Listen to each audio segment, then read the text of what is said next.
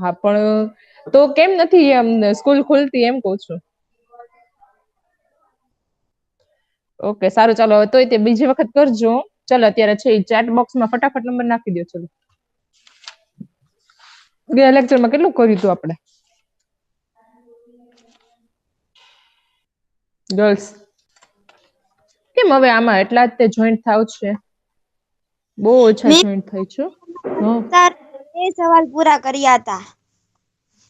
ઠીક ઓકે સારું ચલો આજે છે ને આપણે કાવ્ય પંક્તિ છે ને એ સમજાવવાની છે બરોબર. કેમ કે સમજૂતી થઈ જાય ને પછી હું પીડીએફ મોકલી દઉં તો ભી ચાલે. કેમ ઓછા જોઈન્ટ થાય છે ગર્લ્સ ને? તો એટલી ઓછી ગર્લ્સ જોઈન્ટ નથી થતી.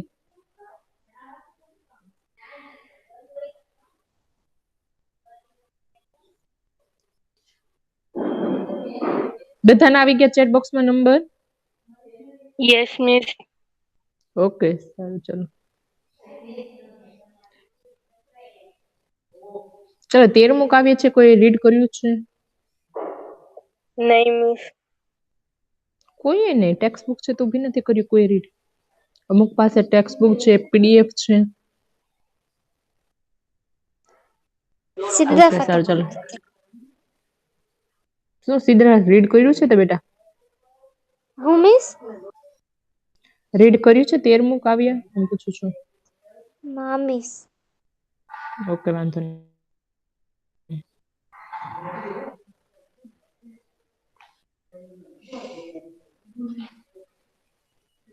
બધાને આવી ગયા ને ચેટ બોક્સમાં number? Yes. Yes miss. Okay સારું ચાલો. ઓકે સારું ચાલો. મિસ હું રીડ કરું? ચલો સિદ્ધરા. હા મિસ. સિદ્ધરા પછી તું કરજે નિદા. રીડ કરો ચલો. 13મું શરૂઆત કરીએ. હા વાંચો. કવિનો પરિચય. કવિ. નામ શ્રી હર્ષ બ્રહ્મભટ્ટ, વતન મહેસાણા, જન્મ 31/7/1958. ઓકે સરસ ચાલો વેરી ગુડ. ચાલો હવે જુઓ કાવ્ય છે ને કાવ્ય 11મું કાવ્ય હતું વળાવી બા આવી. 12મો પાઠ હતો નવા વર્ષના સંકલ્પો. અને આજે 13મું જે કાવ્ય છે ને એનું નામ છે શરૂઆત કરીએ. બરાબર. હવે આ કાવ્ય છે એમાં શરૂઆત કરી એવું કેમ રાખ્યું હશે? હાર્ડિંગ કેમ? જો આપણે વળાવી બાવી એમાં શું આવે છે? તો કે એના બાળકોને છે એ વળાવીને છે એ આવે છે.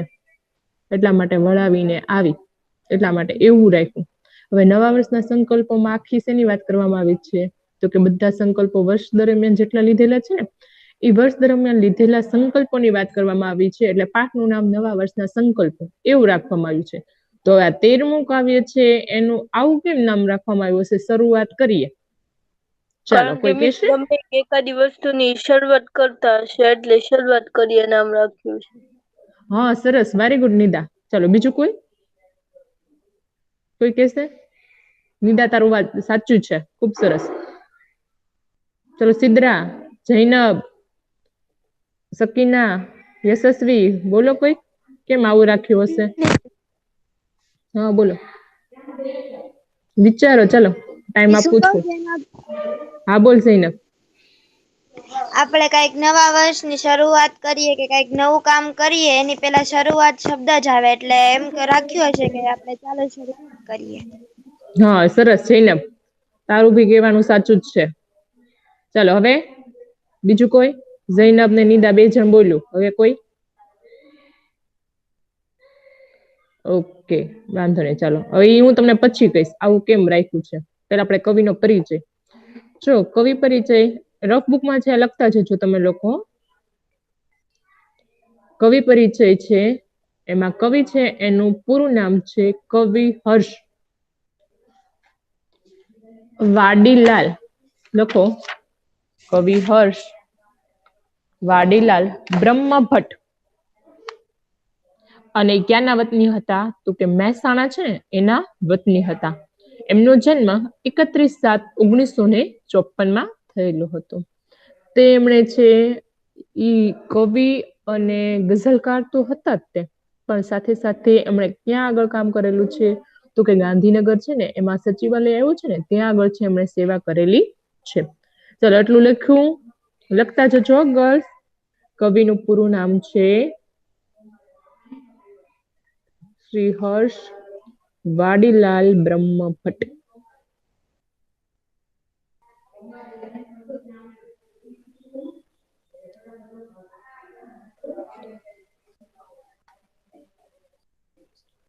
Okay. ચલો નિદા વાંચો. Yes miss. ગુજરાતી સાહિત્યના આધુનિક કવિ અને ગઝલકાર છે. તેઓ ઉર્દુ ભાષામાં પણ સર્જન કરે છે. ઉર્દુ ગઝલ ક્ષેત્રે એમના નોંધપાત્ર પ્રદાન માટે વર્ષ 2010 માટેનો ગુજરાત ઉર્દુ સાહિત્ય અકાદમીનો ગૌરવ પુરસ્કાર એમને એનાયત થયો છે. ઓકે, ચાલો હવે જો આ કાવ્ય છે ને એનો પ્રકાર કયો છે તો કે ગઝલ. લખજો એના પ્રકારમાં ગઝલ.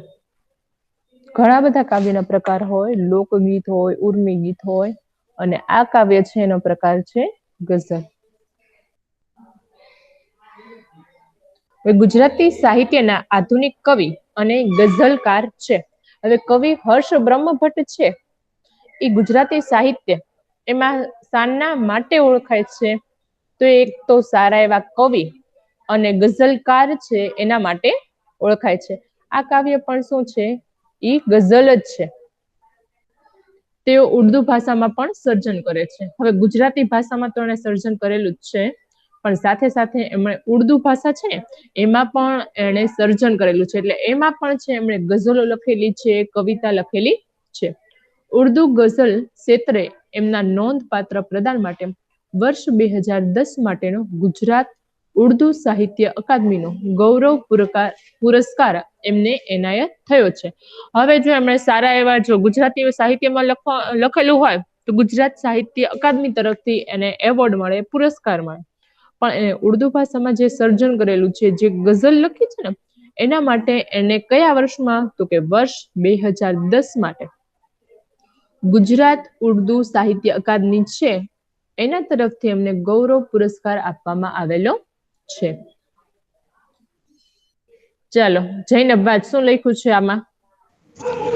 દિલીપ મહેતા પારિતોષિક. હા. ગઝલ અને આ બીજું? સભા પારિતોષિક, શહીદા એવોર્ડ. આ બુક ના નામ એક મિનિટ, બુક ના નામ વાંચો. બુક ના નામ કયા લખ્યા છે? જો આડિયા અને આ બે શું નામ લખ્યું છે વાંચો. મોતનો મહેફિલ અને જીવનનો રિયાઝ. મોત નહીં, મૌનની મહેફિલ છે. જો વર્ષ 2009 છે ને ના શ્રેષ્ઠ કાવ્ય સંગ્રહ એમાં મૌનની મહેફિલ છે ને એની માટે છે એમણે ગુજરાતી સાહિત્ય પરિષદના દિલીપ મહેતા પારિતોષિક એને આપવામાં આવ્યો છે. આ છે ને એવોર્ડ નું નામ છે દિલીપ મહેતા પારિતોષિક. અને કઈ છે કાવ્ય સંગ્રહ તો કે મૌનની મહેફિલ. આ એક આખું આ બુક છે, બરોબર. આ બુકમાં છે કાવ્ય બધા હોય, તો આ મૌનની મહેફિલ કાવ્ય સંગ્રહ છે એની માટે એને દિલીપ મહેતા પારિતોષિક છે એ આપવામાં આવ્યો છે. આ હેડિંગ છે એ લખજો કે મૌનની મહેફિલ માટે દિલીપ મહેતા પારિતોષિક, બરોબર. અને જીવવાનો રિયાઝ, આ જીવવાનો જે રિયાઝ છે ને એ વર્ષ 2010, આ 2009 હતું, 2009 નો શ્રેષ્ઠ કાવ્ય સંગ્રહ. અને 2010 છે ને 2010 ના શ્રેષ્ઠ ગઝલ સંગ્રહ. આ કાવ્ય સંગ્રહ છે ને આમાં બધી ગઝલ છે. ગઝલ સંગ્રહ જીવવાના રિયાઝ માટે ગઝલ સભા પારિતોષિક એવોર્ડ છે એમને આપવામાં આવેલો છે. ઈ ગઝલ સભા પારિતોષિક ક્યાં આવેલું છે તો કે વડોદરામાં, બરોબર. આ ગઝલ સંગ્રહ છે જીવાનો રિયાઝ, અને આ મૌનની મહેફિલ છે એ કાવ્ય સંગ્રહ છે. મૌનની મહેફિલ માટે એને 2009 માં છે દિલીપ મહેતા પારિતોષિક આપવામાં આવ્યો હતો. અને જીવાનો રિયાઝ છે એ ગઝલ સંગ્રહ માટે એને 2010 છે ને એમાં ગઝલ સભા જે વડોદરામાં આવેલી છે ત્યાંથી છે એને પારિતોષિક આપવામાં આવેલો છે. અને અહીંયા આગળ તમે જે નીચે નામ વાંચો છો ને સઈદા, ઈ સઈદા છે ને એ પણ એક એવોર્ડ નું નામ જ છે. અને ગુજરાતી ગઝલમાં અને ખૂબ સારું એવું પ્રદાન આપ્યું હતું ને એટલા માટે INT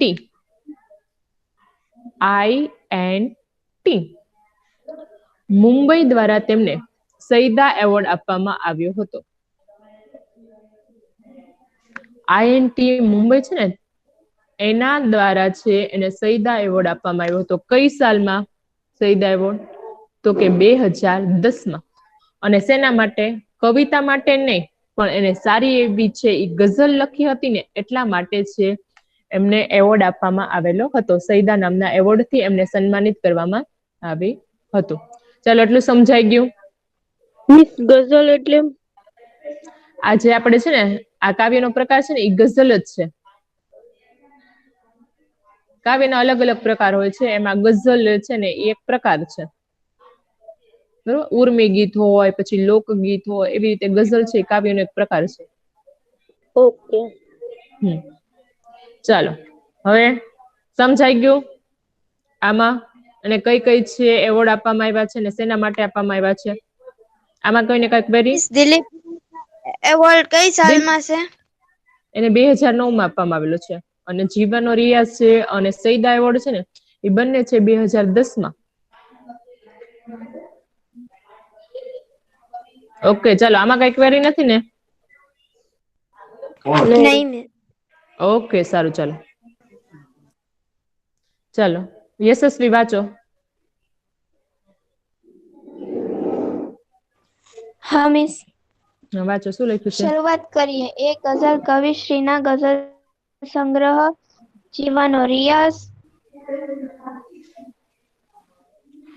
માંથી લેવામાં આવી છે, જેમાં એમણે એક નવી શરૂઆત કરવાની વાત કરી છે. હા, સરસ. ચાલો જો આ શરૂઆત કરીએ છીએ એ ગઝલ છે એ શેમાંથી લેવામાં આવ્યો છે?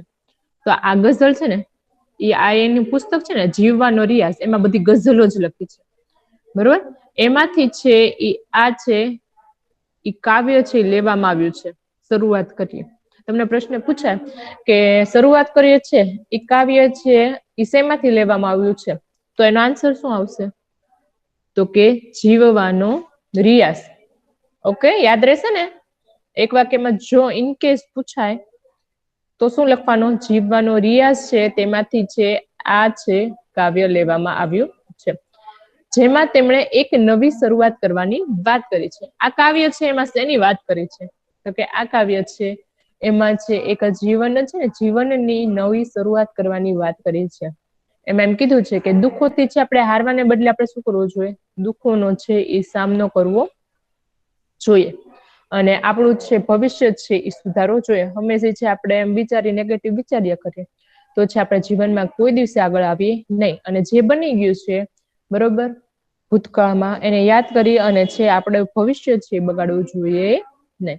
એટલે અહીંયા આગળ છે એવી રીતે છે કે દુઃખોથી છે આપણે હારી જવાને બદલે હંમેશા દુઃખોનો છે હિંમતથી સામનો કરો, એવી બધી છે એ વાત કરવામાં આવી છે. અને એક જીવનમાં છે હંમેશા છે નવી શરૂઆત કરવી જોઈએ જીવન જીવવા માટે, એની વાત આ કાવ્યમાં કરવામાં આવી છે. ચાલો, એટલો લેખકનો પરિચય હતો. લેખકના પરિચયમાં કોઈને કઈ ક્વેરી ગર્લ્સ? નહીં. ઓકે, સારું. ચાલો જો બોયઝ છે ને બોયઝમાં મેં એ લોકોને હોમવર્ક આપ્યું છે અને તમને બી હોમવર્ક આપી દઉં છું કે આપણે નેક્સ્ટ લેક્ચર આવે ને ત્યારે નેક્સ્ટ લેક્ચરમાં તમારે લોકોએ છે એ એક મોટિવેશન સ્ટોરી બરોબર તમારે મને કહેવાની છે. મોટિવેશન સ્ટોરી એટલે કેવી? તો કે તમે બધાએ સાંભળેલી જ હશે, નરેન્દ્ર મોદીની સાંભળેલી હશે, ધીરુભાઈ અંબાણીની, એ તો બધા કોમન છે, સાંભળેલી હશે. બરોબર, તો આપણા રાષ્ટ્રપતિ અબ્દુલ કલામ જે થઈ ગયા એની સ્ટોરી સાંભળેલી હશે કે એ લોકો છે નાના હતા ત્યારે કેવી પરિસ્થિતિ હતી અને અત્યારે છે ક્યાં પહોંચ્યા છે. બરોબર, એટલે મારે તમારી પાસેથી એવી સ્ટોરી એક સાંભળવી છે, એટલે એ તમારો હોમવર્ક છે. Okay girls? કરી લખશું ને? યસ મિસ, પાક્કું સંભળાવશું. હા, પાક્કું સંભળાવવાનું છે. હું યાદ હા ઓકે, બધી ગર્લ્સ રેડી ને ઈ હોમવર્ક માટે? યસ. ઓકે, સરસ. ચાલો, વેરી ગુડ. હા મિસ. નિદા એકનો અને સિદ્રા એકનો બેનો જ અવાજ આવ્યો, બીજા કોઈના તો અવાજ ન આવ્યા મને. હા, ઓકે ઓકે, સરસ. ચાલો, ઓકે, ચાલો, બધી ગર્લ્સ કહેશે અને મેં નંબર લખેલા જ છે, બરોબર? જે લોકો નહીં કે ને એની પછી સજા હું આપીશ, યાદ રાખજો. ચાલો, રોલ નંબર 73 સમા 73. ચલો વાંચો, બે પંક્તિ વાંચો. આવનારી સૌ ખુશીની વાત કરીએ, એક નવી શરૂઆતની શરૂઆત કરીએ. ચાલો, હવે સૌથી પહેલા છે ને સાથે સાથે શબ્દ સમજૂતી છે ઈ લખતા જજો, બરોબર? રફ બુક લેજો અને રફ બુકમાં શબ્દ સમજૂતી લખતા જજો. હવે હા અહીંયા આગળ મિસ. પહેલું છે ને શરૂઆત લખ્યું છે ને, શરૂઆત એટલે કોઈ કહેશે કે શરૂઆત એટલે શું થશે, એનો અર્થ શરૂઆતનો? ગમે એ વસ્તુની. હા, હા. Very good. આરંભ. નિદા, શું કહેશ તું? તું શું કહેવા માંગે છો બેટા?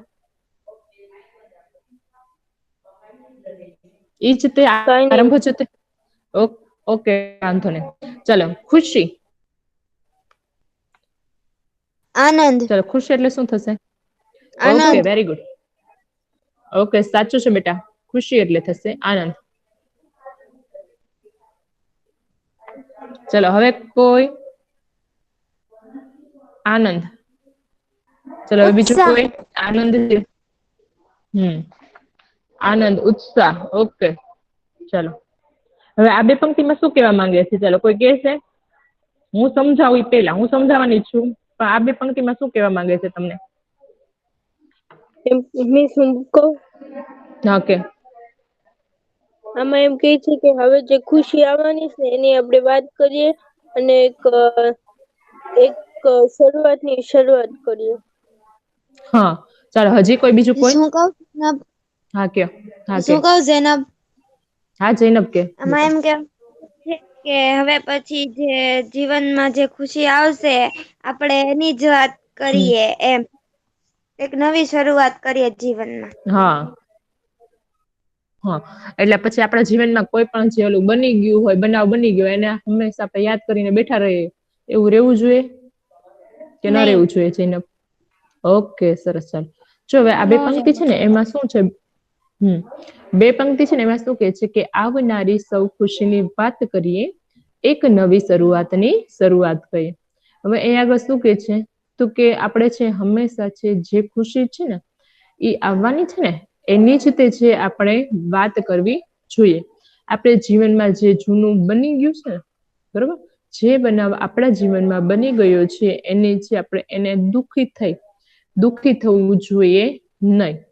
આપણે હંમેશા છે સારા કાર્યની છે એ શરૂઆત કરવી જોઈએ.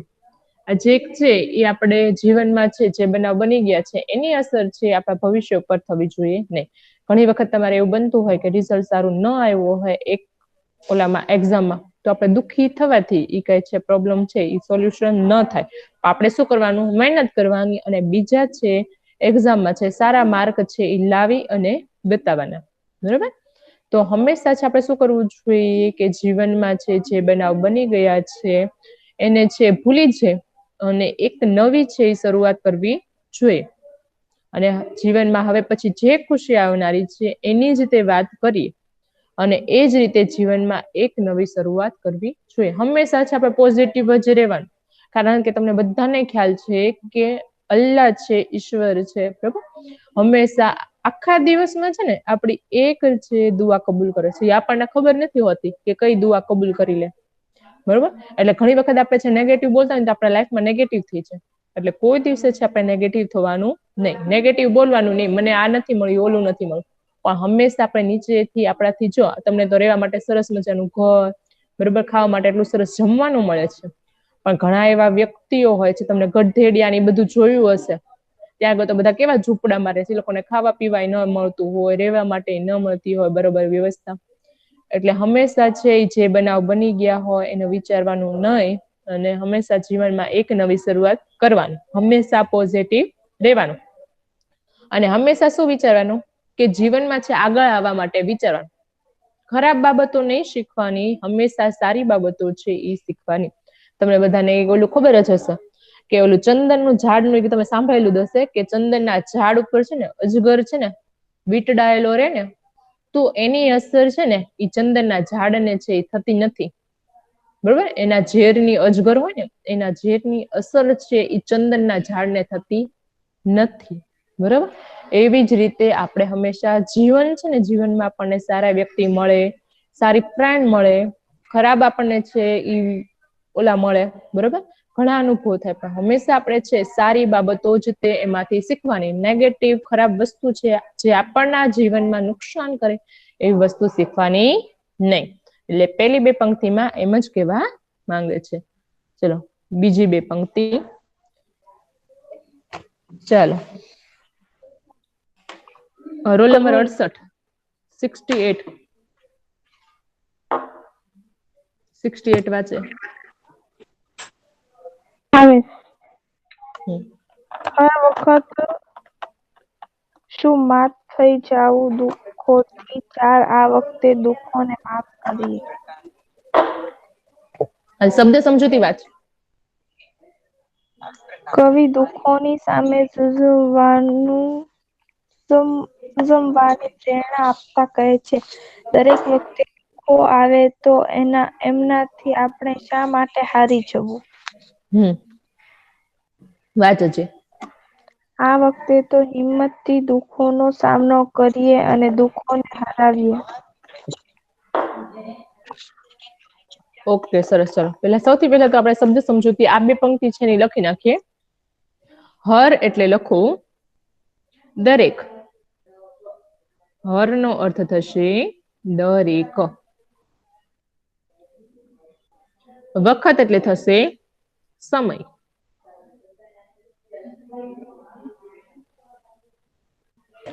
મિસ પહેલેથી સમજૂતી બોલજો ને, પેલા કાવ્યની બી ઓલી.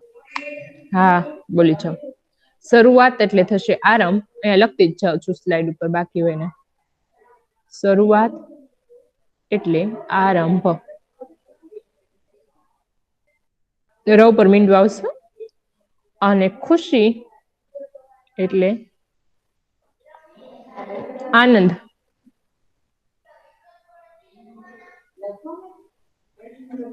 ચલો, શરૂઆત એટલે આરંભ, ખુશી એટલે આનંદ, હર એટલે દરેક, વખત એટલે થશે સમય. અને આ માત લખ્યું છે ને, માત કરવું એ છે ને રૂઢિપ્રયોગનો અર્થ છે. એટલે રૂઢિપ્રયોગ લખીને લખજો. માતમાં હરાવવું,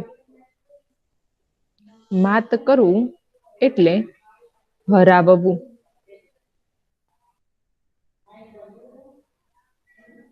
ચલો આ બે પંક્તિ કોણ સમજાવશે પેલા?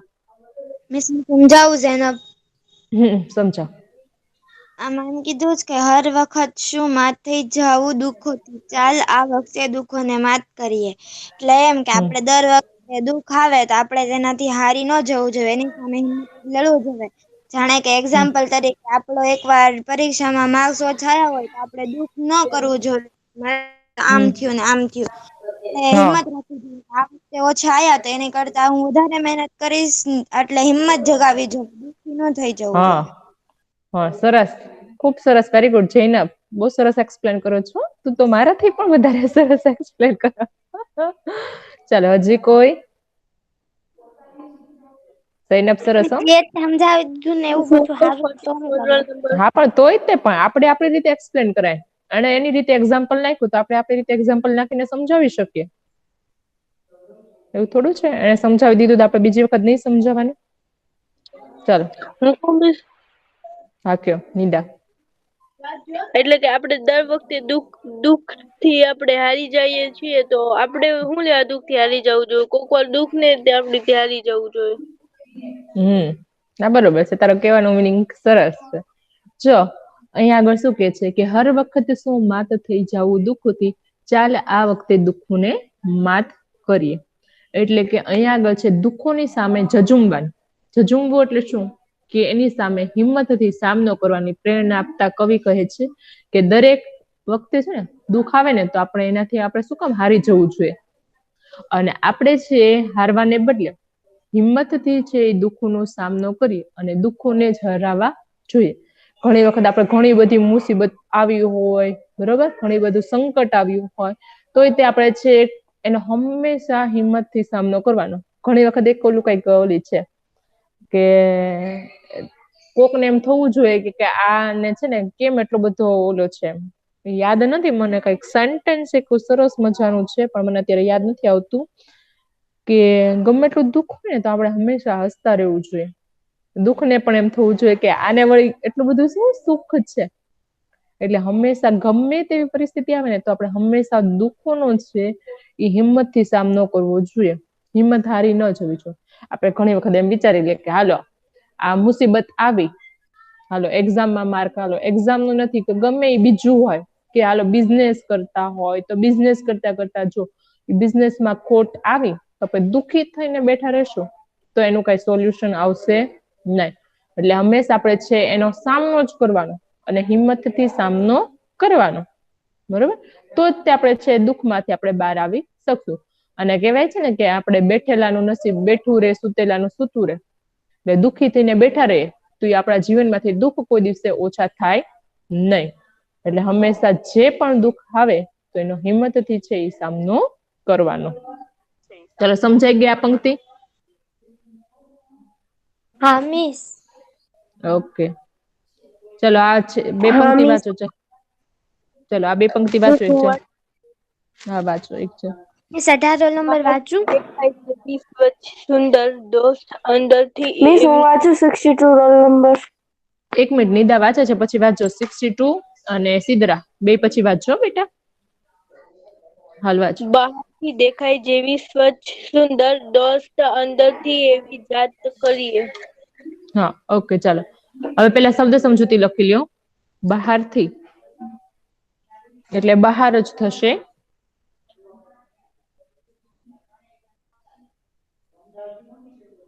પછી જાત, અહીંયા આગળ જાત છે એટલે થશે પોતે. જાતે એટલે થશે પોતે. પછી દોસ્ત, દોસ્ત એટલે થશે મિત્ર. હા બહારનું બહાર જ આવશે, એનું કઈ ઓલું નહીં આવે.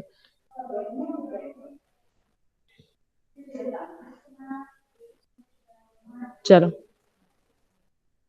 દોસ્ત એટલે મિત્ર, જાત એટલે થશે પોતે.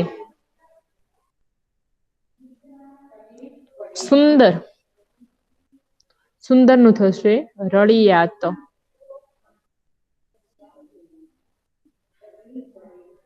ચાલો 3 લખાઈ ગયા?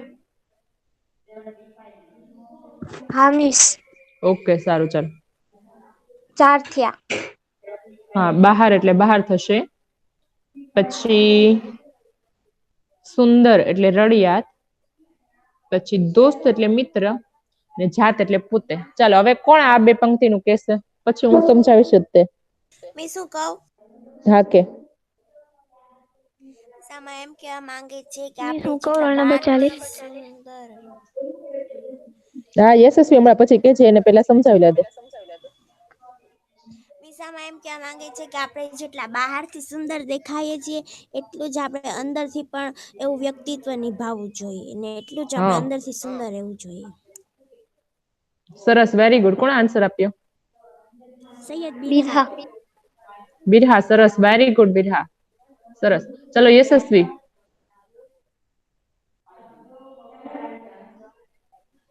હા મિસ. ચલો. આપણે જેટલા બહારથી સ્વચ્છ અને સુંદર રહીએ ને એટલા આપણે અંદરના વ્યક્તિત્વને એટલું સ્વચ્છ અને સુંદર બનાવવું પડશે, જેથી કરીને આપણે એની રીતે પોઝિટિવ થઈ શકે. અને જો પોઝિટિવ રહેશું ને તો જ આપણને કંઈક સારી એવી ખુશી મળશે. હા, એટલે એમને બહારથી સુંદર લાગતા હોય તો પછી અંદરની આપણે શું સુંદર રાખવાની વાત કરી છે? એવું કઈ ઉદાહરણ? એક કઈ કોઈને આવડતું હોય? યશસ્વીને યાદ આવે તો યશસ્વી, બાકી બીજા કોઈને? ચાલો, આપણે અંદરથી શું સુંદર કરવાની વાત કરી છે? બહારથી તો સરસ લાગતા હોય એવું નહીં, અંદરથી આપણે બધાની આપણી સાથે વાતચીત ના બધા કરવાની. અંદરથી હા આપણે સુંદર બધાની સારો વ્યવહાર રાખવો. આપણે હા, ઓકે, સારું, ચાલો. ચાલો, હવે પેલા તો હું કહી દઉં. બહારથી દેખાય જેવી સ્વચ્છ સુંદર દોસ્ત અંદરથી એવી જાત કરી.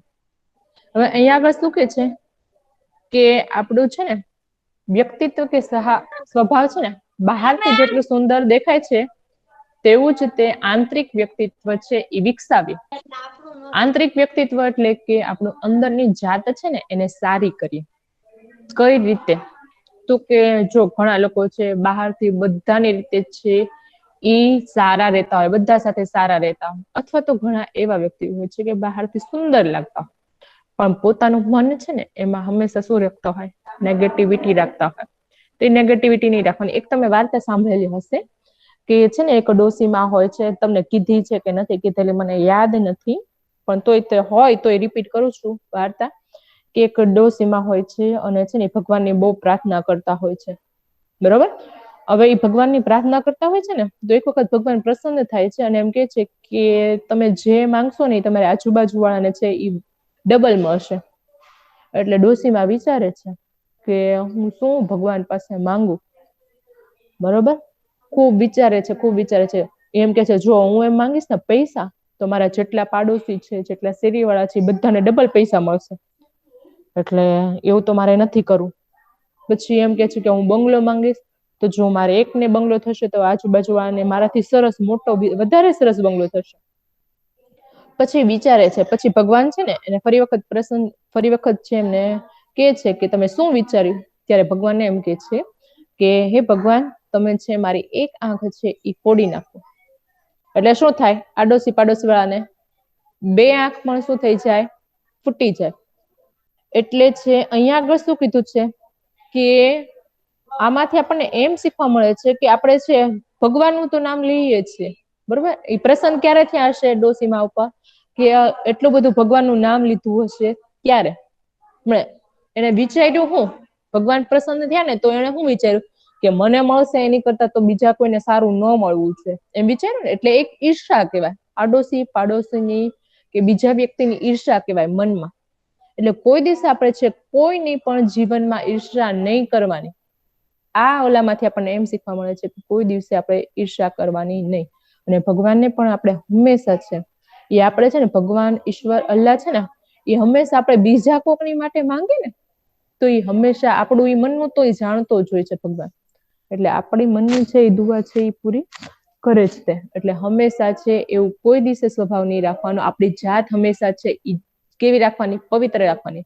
મનમાં કોઈ દિવસે કોઈનું ખરાબ વિચારવાનું નહીં. ઘણી વખત તમને શિક્ષકો જ છે, તમે ભણતા હોય અને ક્લાસમાં તમને ખીજાયા હોય, રિઝલ્ટ બાબતે ખીજાયેલા હોય કે ગમે એ બાબતે ખીજાયેલા હોય, ડિસિપ્લિન બાબતે ખીજાયેલા હોય, તમે મનમાં એમ કહો કે આ મિસ તો આવા જ છે ને, ઓલા આમ જ છે ને, એવું કોઈ દિવસે બોલવાનું નહીં. મિસને કાંઈ ફાયદો ન હોય બેટા કે તમને કોઈ લોકોને ખીજાય કે એવું કરે. એટલે અહીંયા આગળ વ્યક્તિત્વ કેવું રાખવાનું? જો આપણે છે ને કલામ પાક છે ને એમાં પણ છે લખેલું જ છે કે કોઈનું પણ આપણે છે એ ગીબત કરીએ ને એ ઉપરવાળાને ગમે નહીં. કોઈનું ખરાબ કરીએ ને એ કોઈ દિવસે છે એ ઉપરવાળાને ગમે નહીં. અને પછી આપણે ગમે એટલી આપણે મહેનત કરીએ, આપણે ભવિષ્યમાં હંમેશા છે એ કોકનું ખરાબ જ ઈચ્છતા હોય ને ગમે એટલી મહેનત કરીએ ને તો પછી આપણે જીવનમાં આગળ આવીએ નહીં. એટલે હંમેશા આપણી જાતને કેવી રાખવાની? હંમેશા મારું તો ભલું થાય પણ સાથે સાથે મારી આજુબાજુ વાળા છે એનું પણ સારું થાય અને હંમેશા બધાની મદદ માટે તૈયાર રહેવાનું.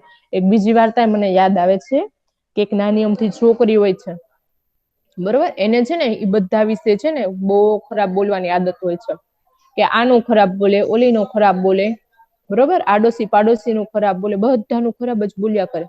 એટલે એક વખત છે ને એના મમ્મી પપ્પા છે ને એને બહુ ચિંતા થતી હતી કે આ છોકરી કહેવાય અને છોકરીઓ છે આવું બધું કરે એ યોગ્ય ન કહેવાય. કોઈનું હંમેશા ખરાબ બોલવું એ યોગ્ય ન કહેવાય. એટલે એ ગામ છે ને, એ ગામમાં એક મંદિર હતું અને મંદિરમાં છે ને એ પૂજારીને મળે છે ને વાત કરે છે કે મારી છોકરી છે ને એને આવી રીતે છે, એ બોલવાની ખૂબ આદત છે. એટલે મંદિરના પૂજારી હોય છે ને, એ શું કરે છે, એ કે તમે છે ને કાલ છોકરીને મારી પાસે લઈને આવજો. એટલે એના મમ્મી પપ્પા ને છોકરી સાથે જાય છે. હવે છે ને એને એક છે ને ચણી બોર હોય ને, તમને બધાને ખ્યાલ છે ને ચણી બોર? હા કે ના? હા. ઓલા નાના નાના બોર આવે ને, ચણી બોર લાલ કલરના, હા મિસ.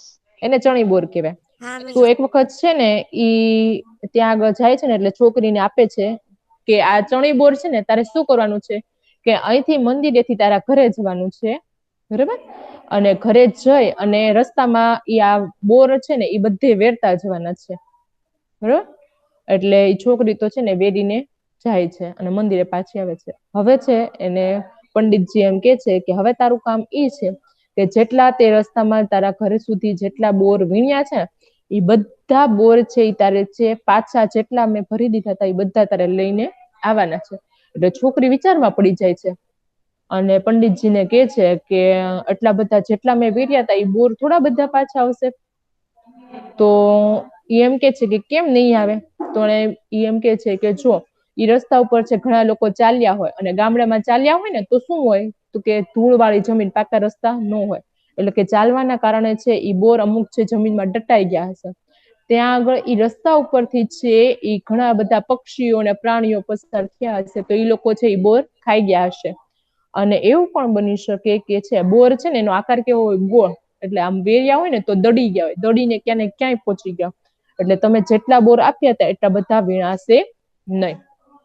એટલે પછી પંડિતજી એને સમજાવે છે કે જેવી રીતે છે વીણાયેલા જેટલા બોર છે એટલા પાછા આવતા નથી, એવી જ રીતે છે ઈ આપણે જીવનમાં કોઈ પણ નું છે ઈ ખરાબ બોલ્યા હોય ને, આપણે હાલો એમ કહીએ કે હાલો સોરી કહી દીધું એટલે પૂરું, પણ ઈ બોલાયેલું કોઈ દિવસે ઈ પાછું આવતું નથી. એટલે જીવનમાં હંમેશા છે ગુસ્સો એક તો, અને બીજું એક તો છે આપણે કોઈનું પણ ખરાબ બોલવું ઈ સમજી વિચારીને કરવાનું. સમજાણું? એટલે અહીંયા તમારે સમજી જવાનું કે અહીંયા આગળ આ પંક્તિમાં શું કહેવા માંગીએ છે. બહારથી ખાલી સુંદર દેખાય ઈ જરૂરી નથી, પણ હંમેશા આપણે આંતરિક આપણું મન છે એ હંમેશા કેવું રાખવાનું? સારું રાખવાનું, પોઝિટિવ રાખવાનું, કોઈનું ખરાબ ન ઈચ્છે એવું રાખવાનું. ચાલો સમજાઈ ગયું ને? હા મિસ. ઓકે ચાલો આ પંક્તિ વાંચો હાલો એક જણ. હોઈએ ત્યાં મહેકતું કરીએ બધુંય, ઘર નગર આખું જગત રળિયાત કરીએ. હા ચાલો હવે અહીંયા આગળ શબ્દ સમજૂતી લખું. મહેકતું, મહેકતું એટલે સુગંધિત.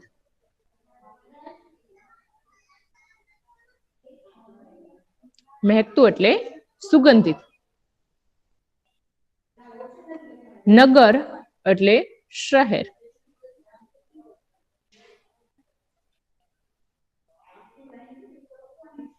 જગત એટલે વિશ્વ અથવા દુનિયા. આ પંક્તિમાં શું કે છે? ચાલો કોણ કેશે? પેલા મારે તમારી પાસે જ જાણવું હોય કે તમે શું સમજો છો. હાલો જૈના બોલીશ તું? યશસ્વી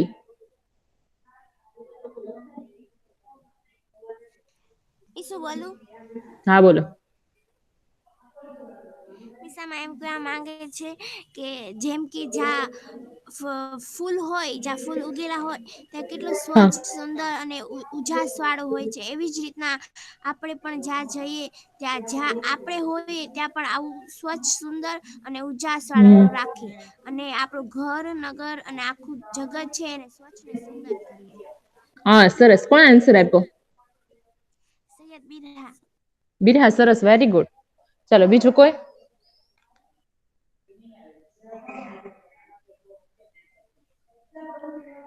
ચાલો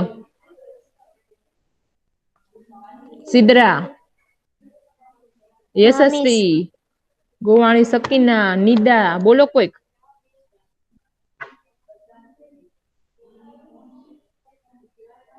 જૈનબ, કોઈ નઈ? સાવ ઈઝી જ છે આવડિયા. જો અહીંયા આગળ શું કે છે, હોઈએ ત્યાં મહેકતું કરીએ બધુંએ, ઘર નગર આખું જગત રળિયાત કરીએ. જેમ જ્યાં ફૂલોની હાજરી હોય ને ત્યાં હંમેશા બધું શું હોય છે, સુગંધ હોય. આજુબાજુ જ્યાં ફૂલ હોય, બગીચો હોય, ત્યાં આપણને શું આવે, સુગંધ આવે.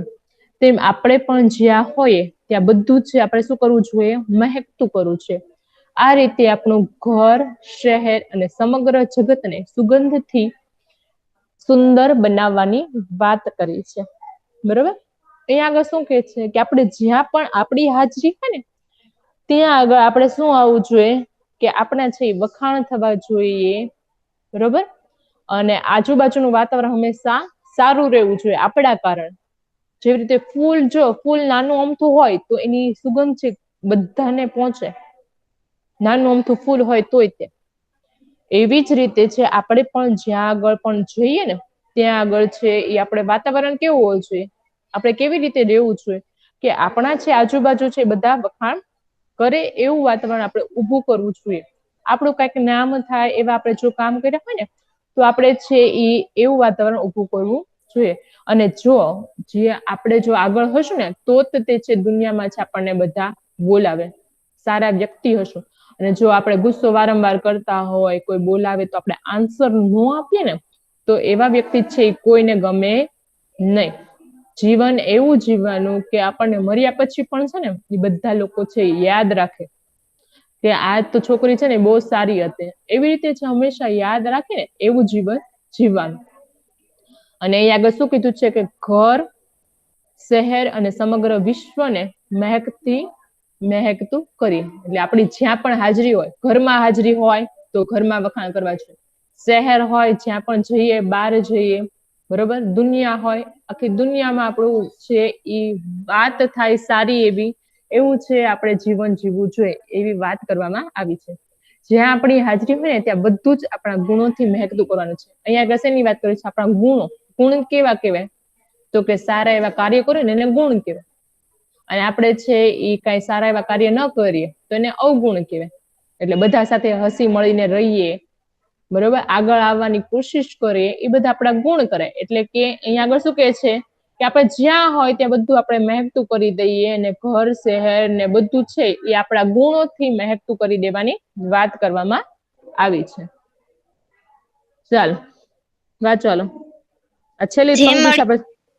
સૌથી સવાયું આવનારી કાલને સોગાત કરીએ. હા, ચાલો હવે સવાયું એટલે લખો ચડિયાતું. સવાયું એટલે ચડિયાતું. અને સોગાત એટલે શું થશે? ભેટ. જે મળ્યું છે એને કરી સૌથી સવાયું આવનારી કાલને સોગાત કરીએ. આ પંક્તિમાં શું કહે છે કે આપણને જીવનમાં જે કાંઈ મળ્યું છે ને એને એનાથી વધુ સારું કરી અને આપણા ભવિષ્યને એને ભેટ ધરવાની છે એ વાત કરવામાં આવી છે. આપણને જે વસ્તુ મળી હોય, જેમ કે આપણને છે ઈ ઘર મળ્યું હોય કે પૈસા હોય, ગમે એ વસ્તુ હોય તો આપણે હંમેશા એને શું કરવું જોઈએ કે વધારે ને વધારે આપણે છે આપણું ભવિષ્ય સારું કરી શકીએ એવું જીવન જીવવાની વાત કરી છે.